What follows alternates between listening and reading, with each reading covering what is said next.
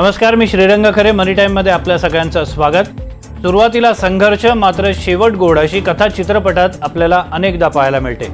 हा आठवडा देखील तसाच ठरला. आठवड्याच्या पहिल्या दिवशी मार्केटमध्ये ऐतिहासिक पडझड झाली, मात्र आठवड्याचा शेवटचा दिवस गुंतवणूकदारांसाठी गोड ठरला. सेन्सेक्स आणि निफ्टीमध्ये जबरदस्त उसळी पाहायला मिळाली. याबद्दल आपण बोलणार आहोत, मात्र त्याआधी पाहूया आजच्या टॉप 10 बिझनेस न्यूज.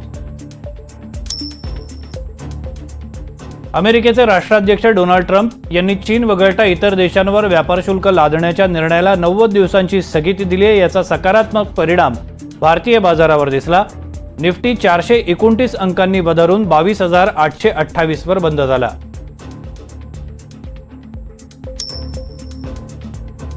निफ्टीप्रमाणेच सेन्सेक्समध्ये देखील मोठी उसळी पाहायला मिळाली. शुक्रवारी सेन्सेक्स 1310 अंकांनी वधारून 75,157 वर बंद झाला. डॉलरच्या तुलनेत रुपया आज 45 पैशांनी मजबूत झाला. एका डॉलरची किंमत 86 रुपये 25 पैसे इतकी झाली आहे. बुधवारी $1 रुपयाच्या तुलनेत 86 रुपये 70 पैसे इतका होता.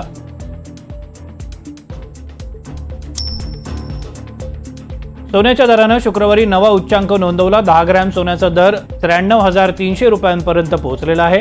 सोन्याप्रमाणे चांदीच्या भावातही मोठी वाढ झालेली पाहायला मिळते.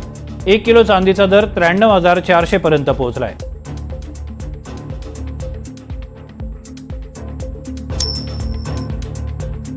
फेब्रुवारीच्या तुलनेत मार्च महिन्यामध्ये इक्विटी म्युच्युअल फंडातील आवक 14.4% कमी झाली. एम्फीच्या अहवालातून ही बाब कळाली आहे. जागतिक अस्थिरतेमुळे झालेल्या पडझडीमुळे गुंतवणूकदार धास्तावलेत. यामुळे त्यांनी म्युच्युअल फंडातील गुंतवणूक थांबवून ठेवली असून परिस्थितीत सुधार होण्याची ते वाट बघत आहेत. मार्च महिन्यात गुंतवणूकदारांनी फ्लेझी कॅप फंडामध्ये तुलनेनं जास्त गुंतवणूक केल्याचं दिसतं आहे.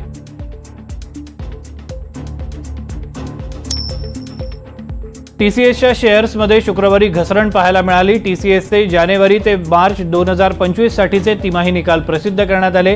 हे निकाल अपेक्षेप्रमाणे नसल्यानं त्याचा परिणाम टीसीएसच्या शेअर्सवर पाहायला मिळाला.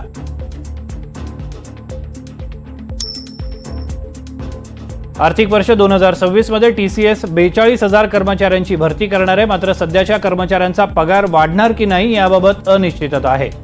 जागतिक पातळीवरील अस्थिरतेचा फटका टीसीएसला देखील बसलाय. अनिश्चिततेच्या वातावरणाचा आढावा घेतल्यानंतर पगारवाढीचा निर्णय घेतला जाईल असं टीसीएस तर्फे सांगण्यात आलंय.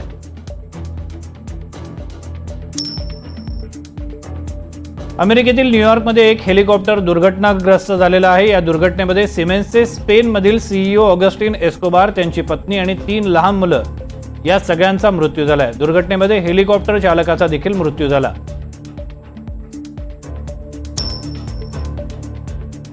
अर्बन कंपनीनं आपला आयपीओ आणण्याची तयारी केली आहे. या प्रस्तावाला शेअर होल्डर्सनी मान्यता दिली आहे. आयपीओद्वारे अर्बन कंपनी 528 कोटी रुपये उभे करण्याचा प्रयत्न करेल.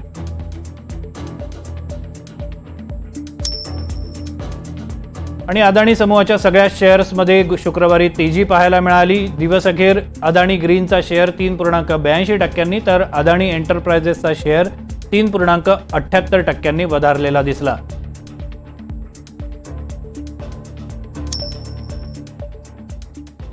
आज शेअर बाजारात काय झालं, कशामुळे झालं हे सांगण्यासाठी आपल्यासोबत आहेत सेबी नोंदणीकृत गुंतवणूक सल्लागार केदार ओक. केदारजी, तुमचं स्वागत आहे. पहिला प्रश्न, आज शेअर बाजारात नेमकं काय काय झालं थोडक्यात सांगा.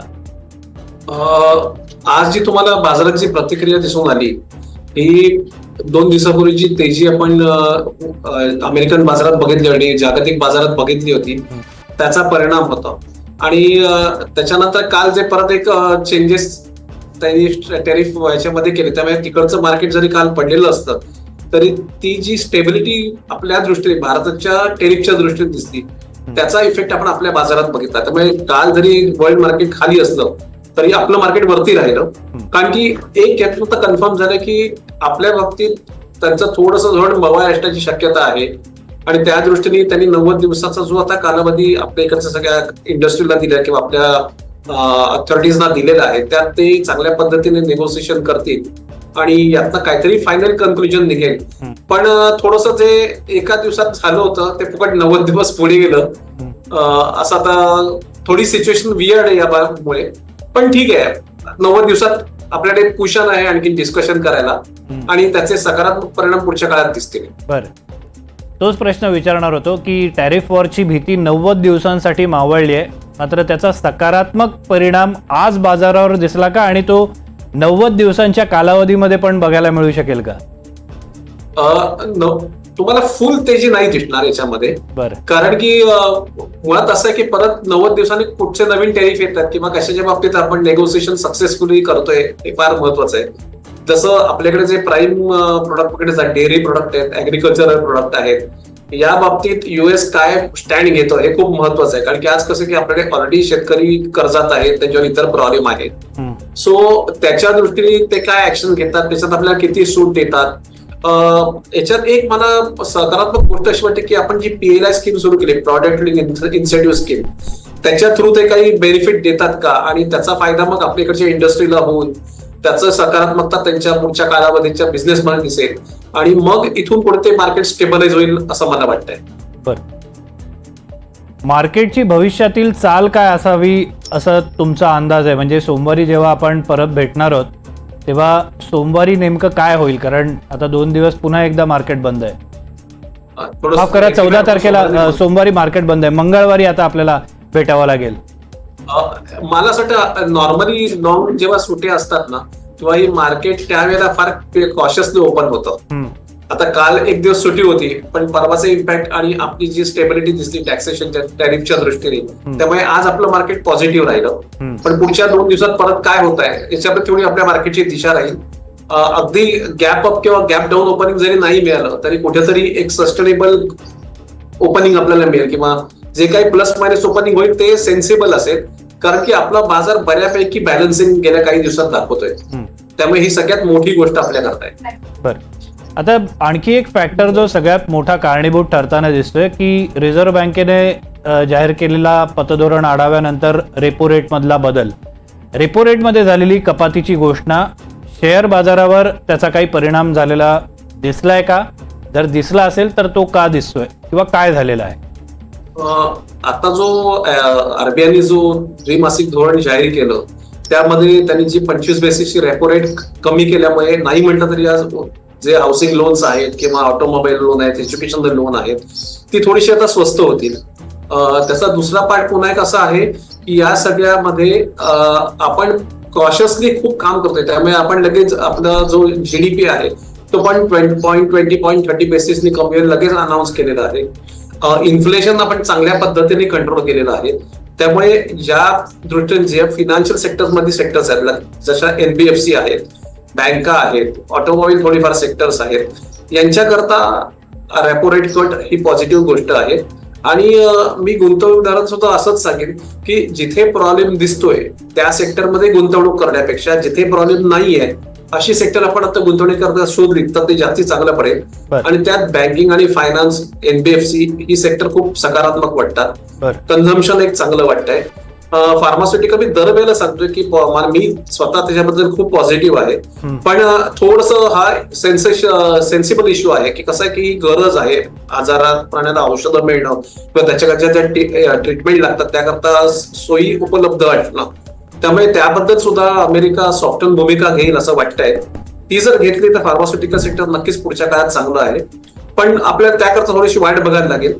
त्याच्या व्यतिरिक्त तुम्ही म्हणाल तर आणखीन याच्यामध्ये म्हणाल तर कन्झम्पशन मध्ये आपण चांगल्या पद्धतीने काम करू शकतो असं मला वाटतंय. त्याच्या व्यतिरिक्त डिफेन्स आहे, रेल्वे आहे आणि गव्हर्नमेंट सुद्धा नाही म्हटलं तरी कॅपेक्स इन्व्हेस्टमेंट हळूहळू करत आहे. तर त्यातनं गव्हर्नमेंट पुढच्या काळात काय पुढचा आढावा घेतं किंवा काय रिव्ह्यू घेतं हे बघणं खूप महत्वाचं ठरेल. ओके. आता आणखी एक महत्वाचा फॅक्टर आपण आज बघितलेला आहे. एम्फीचे काही आकडे जाहीर झालेले आहेत ज्यामध्ये म्युच्युअल फंडातील गुंतवणुकीचा ओघ फेब्रुवारीच्या तुलनेत मार्चमध्ये कमी झाल्याचं दिसतंय. हे चित्र थोडंसं चिंताजनक वाटतं का? चिंताजनक पेक्षा तुम्हाला सांगू का, मध्ये ज्या काही सोशल मीडियावरती किंवा काही रील्स फिरतात किंवा काही ज्या लोकांना थोडं इमोशनली घाबरवलं जातं की बाबा आता नाही मार्केटचं काय खरं नाहीये, SIP बंद करा, म्युच्युअल फंडातनं पैसे काढून घ्या, तर हे पॅनिक होऊन करण्यासारखी गोष्ट नाहीये. आपण बेसिकली समजून घेतलं पाहिजे की इथे जगात जे जे गोष्टी घडतात त्याचे इम्पॅक्ट शेअर मार्केटवर पडत असतात. काही शॉर्ट टर्म असतात, काही लॉंग टर्म असतात. आणि त्या दृष्टीने आपण आपल्या गुंतवणुकीकडे बघितलं पाहिजे. आता तुम्ही मला सांगा, तुम्ही जर बँकेत एफडी काढली तर तुम्ही दररोज बँकेत जाऊन बघता का माझे दररोज पैसे किती वाढतात, किती कमी झाले? शेअर मार्केटमध्ये फ्लक्च्युएशन असल्यामुळे आपलं दररोज तिथे नजर जाते आणि मग जे काय अपडाऊन होतो त्याचा आपल्याला त्रास होतो. सो आपण जर गुंतवणूकच केली असेल तर थोडा पेशन्स ठेवून, संयम ठेवून त्या गुंतवणुकीकडे आपण बघितलं पाहिजे. नाहीतर मग ते त्रास होईल. कारण कसं आहे की ही जी ग्लोबल व्हॉलॅटिलिटी असते ही कोणी प्रिडिक्ट नाही करू शकत. की आज जर तुम्ही म्हणायला गेलात तर जे अमेरिका आणि चायना वॉर चालू आहे टॅरिफवरनं, तर चायनाने सुद्धा याच्यामागे बरीच वर्ष मेहनत घेतलेली आहे. त्यामुळे चायना आज एवढ्या पद्धतीने अमेरिकेला त्रास द्यायचा प्रयत्न करतायत. त्यामुळे चायनाचे लोक काय पॉइंट्स लावून गोळी झालेले नाही आहेत. त्यामुळे त्या पद्धतीने आपण बघितलं पाहिजे आणि गोष्टी सुधारण्याकडे जास्ती भर दिला पाहिजे, रात्र घाबरण्यापेक्षा. एक थोडासा वेगळा प्रश्न विचारतो की तुमचा रोज ग्राहकांशी, गुंतवणूकदारांशी संबंध येत असतो. जेव्हा पडझडीचं वातावरण होतं तेव्हा जे धास्तावलेले गुंतवणूकदार असतात तुमच्याकडे येऊन काय सांगतात? नाही, पॅनिक होतात, नक्की होतात. कारण की कसं आहे ना, गेल्या 6 महिन्यात नाही म्हटलं तरी सगळ्यांनी जवळजवळ बऱ्यापैकी 20-30% पोर्टफोलिओ खाली गेलेले बघितलेले आहेत. त्यामुळे नॅचरल त्यांना ती भीती वाटते की बाबा हे असं का होत आहे, आपली निवड स्टॉकची चुकली आहे का, किंवा आपण फार वरच्या प्राइसला हे स्टॉक घेतलेत का, आणि ती त्यांची भीती रास्त आहे. पण कसं असतं, जेव्हा सगळं पळतं असतं तेव्हाच आपण स्टॉक घ्यायला जातो. सो नॉर्मली माझी प्रॅक्टिस अशीच आहे की मी जेव्हा मार्केट तेजीमध्ये असतं तेव्हा साधारण एक 15-20% कॅश क्लायंटच्या अकाउंटला राहील याची काळजी घेऊनच बाईंग सेलिंग आम्ही रिकमेंड करतो.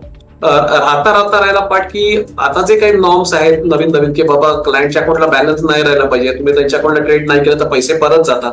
अशा वेळेला आम्ही आमच्या क्लायंटना, गुंतवणूकदारांना आधीच अवेअर केलेलं असतं की बाबा आपण काही सध्या परचेस करत नाही आहोत, म्हणून तुमच्या अकाउंटला हे पैसे परत येतील, ते पैसे तुम्ही परत रिटर्न करा, की म्हणजे जेव्हा मार्केट खाली आलं असेल तेव्हा आपल्याला चांगले समभाग किंवा चांगल्या ऑपॉर्च्युनिटी यात इनकॅश करता येतील. ओके, आता पुन्हा एकदा मगाशी तुम्ही सेक्टरचा उल्लेख केलात. आज तेजीत असलेल्या सेक्टरमध्ये बँकिंग, फार्मा, एनर्जीचा, तुम्ही फार्माचा सतत उल्लेख करता, आज आकडे सकारात्मक दिसत आहेत. बँकिंग, फार्मा, एनर्जीचा समावेश होता तेजीत असलेल्या सेक्टर्समध्ये. आता याचं नेमकं काय कारण आहे? फार्मा सेक्टरचं तुम्हाला ते म्हणतात तसं की सगळ्यांना असं वाटतं की युएस त्याबद्दल थोडा सॉफ्ट कॉर्नर घेईल, आणि मी एक मागच्या एक सीडीएमओ फॉर्म्युलाचा उल्लेख केला होता. ज्या पद्धतीने आपण त्या सिस्टम वरती वर्क करतोय आज, नाही म्हटलं तरी जे आपल्याला अप्रुव्हल्स मिळालेली आहेत, एपी अप्रुव्हल्स आहेत, फॉर्म्युलेशनचे अप्रुव्हल आहेत, आपण त्याचं पूर्ण युटिलायझेशन अजून केलेलंच नाहीये. त्यामुळे आपल्याला बाहेर याकरता खूप ऑपॉर्च्युनिटी आहे. रॅदर मी तुम्हाला असं सांगेन की हॉस्पिटॅलिटीमध्ये पण ज्या वेगवेगळ्या सर्व्हिस येतात, टेक्निकल सर्व्हिसेस आहेत, नंतर आपल्याला केअरटेकर्स लागतात, त्याच्यानंतर टेक्निकल स्टाफ लागतो, पॅथॉलॉजी डिपार्टमेंट्स आहेत, वेगवेगळ्या टेस्ट केल्या जातात, सोनोग्राफी आहे, नंतर तुमचं बायपास सर्जरी आहे. याकरता जी नवीन टेक्नॉलॉजी बाजारात येते ना, याच्याकडे आपल्याकडे खूप मोठी ऑपॉर्च्युनिटी अवेलेबल आहे. कारण की आपल्याकडे निष्णात डॉक्टर आहेत. त्यामुळे आज परदेशातली बरीचशी लोक पुढच्या कालावधीमध्ये भारतामध्ये त्या ट्रीटमेंट करता येऊ शकतील, किंवा आपल्याला तिकडनं येणारं ज्ञान किंवा तिकडनं येणारी इन्फॉर्मेशन तिकडच्या फॉर्म्युलेशन करता खूप चांगली ठरेल. त्यामुळे मला फार्मा सेक्टर हे कायम पॉझिटिव्ह वाटतं. दुसरं, फायनान्स अशा करताच आम्ही म्हणतोय की हे नॉन इफेक्टेड सेक्टर आहे, बँकिंग सेक्टर आहे ते. त्याचा अमेरिकेच्या कुठल्याच धोरणाशी काही संबंध नाहीये. कदाचित ते काही काळाकरता कन्सॉलिडेशन मध्ये जाऊ शकतं कारण की अनसर्टनिटी बाजारात आहे. दुसरं असं आहे की बँकांकडे जो फिक्स्ड डिपॉझिटचा ओघ कमी झालाय, कारण की रेट ऑफ इंटरेस्ट तिथे कमी असतात, त्यामुळे पण एक तो भाग असतो. तिसरा पार्ट तुम्हाला जर पॉवर सेक्टर वगैरे आहे, आज आपण सोलार पॅनल मध्ये काम करतोय, वेगवेगळ्या पद्धतीच्या पॉवर सेक्टर मध्ये आपण काम करतोय. आज नाही म्हटलं तरी क्रूड स्वस्त झालंय. ऑइल सेक्टरमध्ये पण मला काही वेळेला वाटतं की काही पुढच्या काळात काही आपल्याला चांगले पॉझिटिव्ह रिझल्ट मिळू शकतील. कदाचित त्या कंपन्यांना चांगले डिव्हिडंडही आपल्याला येतील. त्याच्या व्यतिरिक्त असे रिअल एस्टेटमध्ये पण काही सेक्टर आहेत की जे होम अप्लायन्सेस मध्ये आहेत, जे आपण डेली गोष्टी होतो. एसी आहेत, इलेक्ट्रॉनिक्स आयटम्स आहेत, केबल्स आहेत, टीव्ही आहेत, मोबाईल्स आहेत. आता मोबाईल्स हा पार्ट परत असा आहे की तो चायनाकडनं बऱ्याच वेळेला इम्पोर्ट केला जातो. म्हणजे त्याच्याबद्दल थोडे दिवस मी कंपॅरिझन आता करणार नाही, पण ज्या डेली युटिलाइज मध्ये गोष्टी आहेत त्यामधल्या कंपन्या जरी आपण बघितल्या तरी त्या पुढच्या काही काळात आपल्याला चांगले रिटर्न देतील. सर्व्हिस इंडस्ट्री आहे, ज्याला सेक्टरला कधीच मरण नाहीये. तसं आज सॉफ्टवेअर इंडस्ट्रीमध्ये आपण युएस बऱ्यापैकी आपल्यावरती अवलंबून आहे. पण म्हटलं तसं हा जो काळ आहे पुढचा, तो 3 महिन्याचा, हा ना खरा प्रॉब्लेम माझ्या मते अमेरिकेला जास्ती होणार आहे. कारण की पुढच्या 3 महिन्यात अमेरिकेमध्ये कोणीच कुठलं डिसिजन घेणार नाहीये. बरं कारण की कोणाला माहिती नाही पुढच्या 90 दिवसात ट्रम्प काय करतील. बरं त्यामुळे हा फटका आपल्यापेक्षा किंवा इतर देशांपेक्षा अमेरिकेला जास्ती बसेल असं मला वाटतंय. बरं आणि या काळामध्ये आपण आपल्या गोष्टी प्रॉपरली अरेंज करून जर केल्या तर काही पिरियड आपल्याला कदाचित त्रासदायक जाऊ शकतो, पण त्याच्यानंतरचा काळ आपल्याला नक्की चांगला असेल. बरं मागे एका आपल्याच कार्यक्रमामध्ये बोलताना तुम्ही म्हटलेला होतात की परिस्थितीजन्य गोष्टींचा आढावा घेऊन गुंतवणूक कशी करायची हे एखादा गुंतवणूकदार ठरवू शकतो. सध्याच्या घडीला कडक उन्हाळा चालू आहे, AC पंखा या सगळ्या गोष्टीला मोठी डिमांड आहे हे सगळ्यांना माहिती आहे. कदाचित त्यामध्ये गुंतवणूकदार गुंतवणूक करू शकतात. मात्र या पलीकडे जाऊन उन्हाळ्यात अशा कोणत्या गोष्टी असू शकतात किंवा कोणती सेक्टर्स अशी असू शकतात ज्यामध्ये गुंतवणूक करणं हे सध्याच्या घडीला गुंतवणूकदारांसाठी फायदेशीर ठरेल? बेसिकली आपण सर्व्हिस इंडस्ट्री हा पार्ट जास्ती बघितला पाहिजे. म्हणजे ते तुम्हाला सर्व्हिस प्रोव्हाइड केली जाते. म्हणजे अगदी उदाहरणं द्यायचे तर आता आपण मुंबई स्टॉक एक्सचेंज मध्ये बाईंग सेलिंग करतोय, शेअर्सचं सेलिंग करतोय. त्या रिलेटेड कंपन्या आहेत. मागच्या जस्ट डिस्क्लेमर सकट 1-2 नावं घेतो. कारण की जशी CDSL आहे किंवा प्रोटीन सारखी जी कंपनी आहे जी नॅशनल पेन्शन स्कीमचा डेटा तुमचा मेंटेन करायचं काम करते, त्याच्याबरोबर AMCs आहेत वेगवेगळ्या ज्या तुमच्या इन्व्हेस्टमेंटचा सगळा डेटा मेंटेन करतात. अशा कंपन्यांमध्येच आपण लॉंगर टर्म इन्व्हेस्टमेंट केली, कारण पुढे सगळं सर्व्हिस इंडस्ट्रीमध्ये जास्ती काम होणार आहे जे मार्केट रिलेटेड आहे. आज भारतात जी गुंतवणूक केली जाते त्याचा सगळा डेटा एक ठराविक 4 कंपन्याच बघतायत. सो अशा कंपन्या आपण जर शोधल्या, बँकिंग सेक्टर काही शोधली, जसं इलेक्ट्रॉनिक्स आयटम मध्ये मी तुम्हाला आपलं बोलणं झालं, त्यामुळे इलेक्ट्रॉनिक्स मध्ये पण ज्या फॅन्स आहेत आज डिजिटल फॅन्स आले, तुम्ही घर बसून किंवा ऑफिसमध्ये घरी जाताना तुमचं AC चालू करू शकता. या नेट बेस्ड ज्या टेक्नॉलॉजीवाल्या कंपन्या आहेत, आज ऍडव्हर्टाइजमेंट डिजिटल ऍडव्हर्टाइजमेंट मध्ये करणाऱ्या वेगवेगळ्या कंपन्या आहेत. अशा काही कंपन्यांमध्ये म्हणजे हे तुम्ही सेक्टरवर जर बघितलं ना तर तुम्हाला यातनं खूप चांगला कल्पना येऊ शकेल. डिफेन्स आहे, डिफेन्समध्ये पण वेगवेगळ्या प्रकारचे टेक्नॉलॉजी वापरत जातात, नॅनो टेक्नॉलॉजी आहे. सो या पद्धतीने जर आपण आपल्या कंपन्या शोधल्या, मी म्हटलं नाही आताच बोलताना मी जवळजवळ 5 सेक्टर तुम्हाला मी सांगितली. या 5 सेक्टर मध्ये जर पुढच्या काही काळात आपण 2-3 कंपन्या प्रत्येक सेक्टरमध्ये शोधून जर गुंतवणूक केली तर हे जेव्हा सगळं पिक्चर थंड होईल, हे सगळं सेटल डाऊन होईल, त्याच्यानंतर त्यामध्ये तुम्हाला परत चांगली मुवमेंट मिळेल, चांगले रिटर्न्स त्यात मिळू शकतात. मग त्या दृष्टीने आपण त्या गुंतवणुकीकडे गेलो तर नक्कीच फायदा होईल. बरं एक प्रश्न गुंतवणूकदारांच्या मनात नेहमी असतो की हंगाम सुरू झाल्यानंतर ते शेअर्स विकत घ्यावे का त्यासाठी आधीपासून तयारी सुरू करावी. म्हणजे उदाहरण देतो, पावसाळा सुरू होणार आहे तर पावसाळ्याशी निगडीत जे काही सेक्टर्स असतील, म्हणजे कृषी क्षेत्र असेल किंवा अन्य क्षेत्र असतील, तर त्याच्यासाठीची खरेदी करण्याची ही आता योग्य वेळ आहे का पावसाळा सुरू झाल्यानंतर ती खरेदी करावी? नाही, नेहमी अशा वेळेला आधी करावी. बरं, पण आता जसं तुम्ही ऍग्रिकल्चर बद्दल आपण आता बोलतोय, मी आज ऍग्रिकल्चर जरी काही बोललो तरी मला माहितीये की आज त्याच सेक्टरवरती मोठं डिस्कशन टॅरिफ मध्ये चालू आहे. सो मी आता जरी तुम्हाला सांगितलं की बाबा ऍग्रिकल्चर मध्ये केमिकल सेक्टर मध्ये स्टॉक्स आहेत किंवा आता ट्रॅक्टर्स इंडस्ट्रीज आहेत, तुम्ही ते घ्या, तर त्याचं इम्प्लिमेंटेशन पुढच्या काळात कसं होईल ते मला आत्ताच्या क्षणाला माहिती नाही. पण याचा वाईस वर्षा तुम्ही बँकिंग सेक्टर बघा, गेल्या वेळेला 25 बेसिस जेव्हा रेपो रेट कमी झाला तो पैसा सिस्टम मध्ये येऊन ती सिस्टम पिकअप व्हायला 2 ते 3 महिने जायला लागतात. त्यामुळे आताची पण जी रेपो रेट कट झालेली आहे त्याचा इम्पॅक्ट पुढच्या 3 महिन्यात तुम्हाला दिसेल. त्यामुळे पुढच्या काही काळात तुम्हाला बँकिंग सेक्टर चालताना दिसेल. आता इथे बँकिंग सेक्टर चालतंय पण आपण पिरियडिकल घेतलेलं ऍग्रिकल्चर सेक्टर मध्ये अनसर्टन्टी आहे. सो ही जी गंमत असते अभ्यास करायची ती आपण जोखली पाहिजे आणि मग त्याप्रमाणे आपला पॅटर्न इन्व्हेस्टमेंटचा ठरवला पाहिजे. आता जसं ऍग्रिकल्चर सेक्टर आहे, कुठल्या सेक्टरमध्ये धोका नाहीये तर कदाचित ट्रान्सपोर्टेशन त्यामध्ये आहे की ज्याच्यात तुम्हाला मालाची ने-आण करायला लागते. ते अशा सेक्टरमधल्या ज्या कंपन्या लॉजिस्टिक कंपन्या आहेत त्या जर बघितल्या तर कदाचित आपली रिस्क कमी राहील. त्यामुळे तो एक पार्ट तुम्ही बघू शकता. सो हा सगळा अभ्यासाचा पार्ट आहे की प्रत्येक सेक्टरमध्ये सबऑर्डिनेट त्याला सपोर्ट करणारे इतर इंडस्ट्री कुठले आहेत ते पण बघायला लागतं आणि मग गुंतवणुकीचं धोरण आपल्याला ठरवायला लागतं.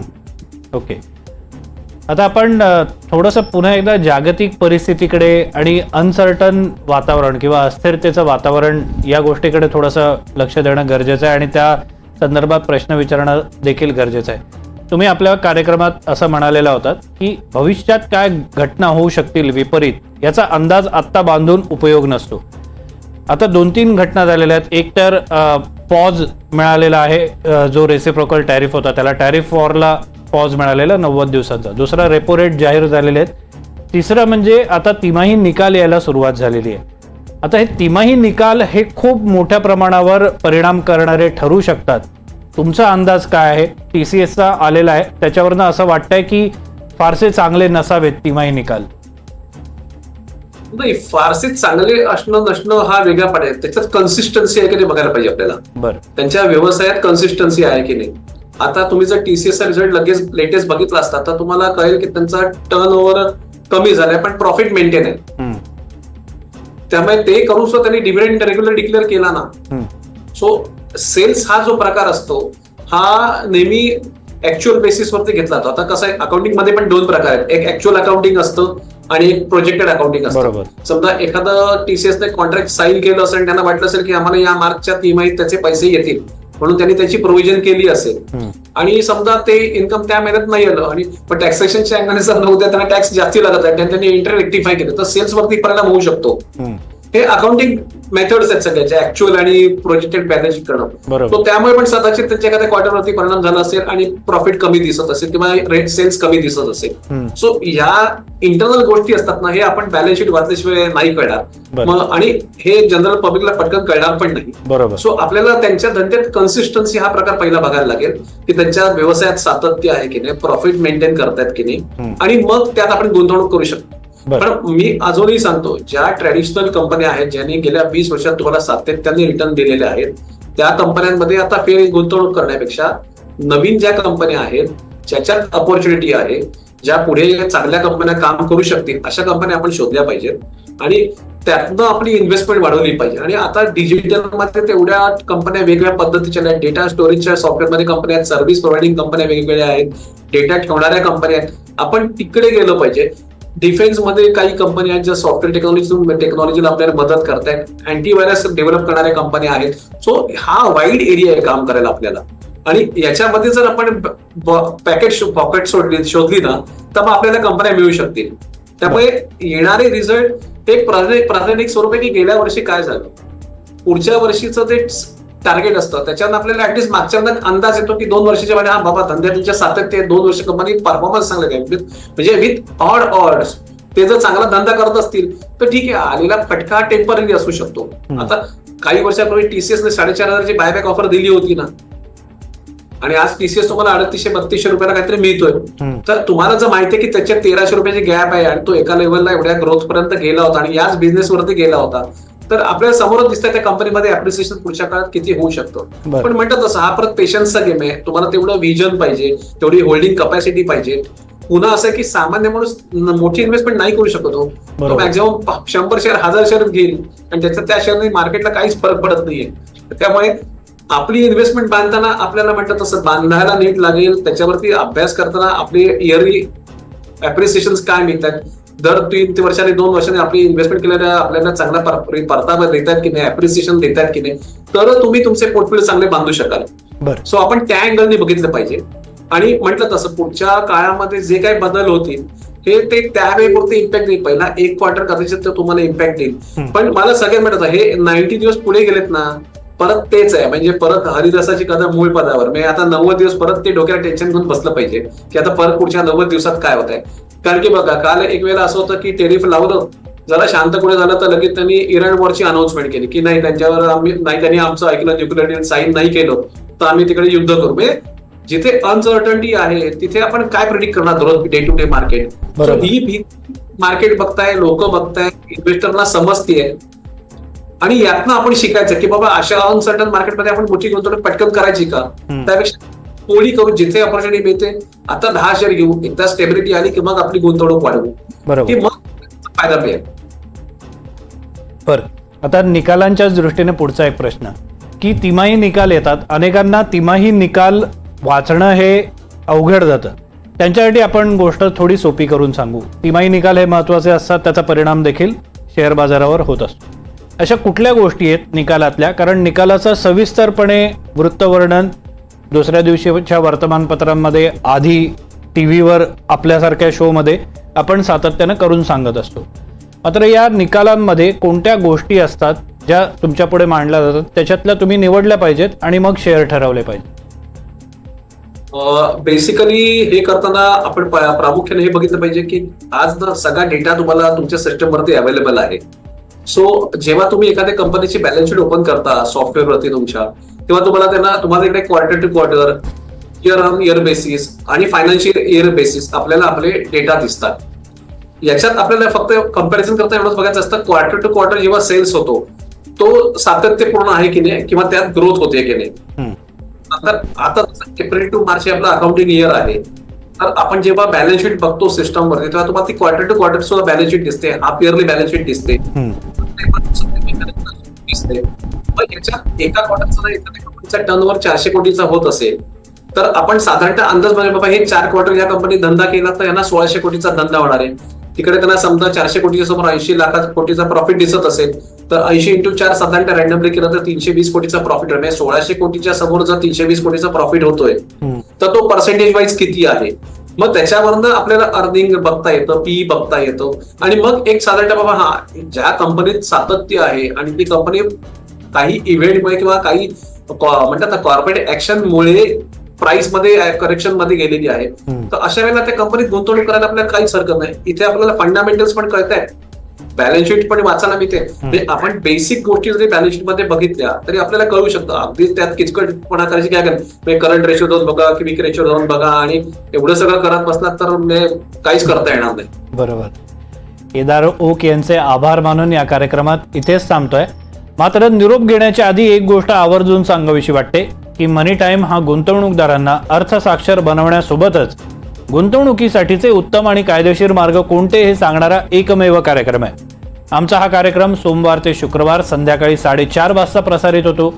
गुंतवणुकीसंदर्भात आपले काही प्रश्न असतील तर ते आम्हाला कमेंट बॉक्सद्वारे नक्की कळवा. पाहत राहा NDTV मराठी. धन्यवाद.